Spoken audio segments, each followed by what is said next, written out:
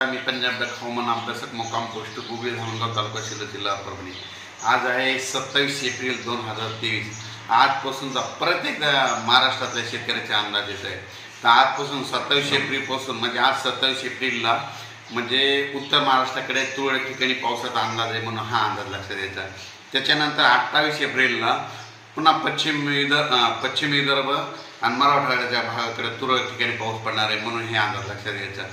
त्याच्यानंतर 29 तारखेपर्यंत मराठवाडा विदर्भात थोडं पावसाचं वातावरण राहणार आहे म्हणून हा अंदाज लक्षात द्यायचा। सर्वदूर पाऊस पडणार नाही, अवकाळी पाऊस पडणार आहे, विजेचे प्रमाण जास्त असणार आहे म्हणून हा अंदाज उत्तर महाराष्ट्र, पश्चिम विदर्भ आणि मराठवाड्यातल्या शेतकऱ्यांना लक्षात द्यायचा।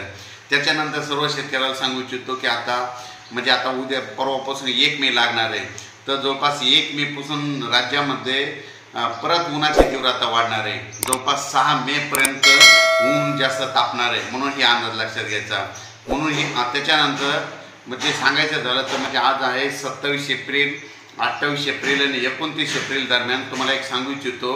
आज 27 एप्रिलला उत्तर महाराष्ट्राकडे थोडं पावसाचं वातावरण आहे, सगळीकडे नाही पण काही भागात आहे। त्याच्यानंतर 28 एप्रिलला पश्चिम विदर्भ आणि मराठवाड्याच्या काही भागाकडे पावसाचं वातावरण म्हणून हे लक्षात द्यायचं। 29 एप्रिलला पश्चिम विदर्भ आणि मराठवाड्याकडे थोडेफार तुरळक ठिकाणी अवकाळी पावसाचे म्हणून हा अंदाज लक्षात द्यायचा। पण 1 मे पासून राज्यामध्ये उन्हाची तीव्रता वाढत जाणार आहे म्हणून हा अंदाज लक्षात घ्यायचा। 1 मे ते जवळपास 6 मे पर्यंत उन्हाची तीव्रता राहणार आहे, हवामान कोरडं राहणार आहे म्हणून हा अंदाज सर्व शेतकऱ्यांना लक्षात घ्यायचा। अचानक बदल झाला तर परत एक अंदाज दिला जाईल। धन्यवाद।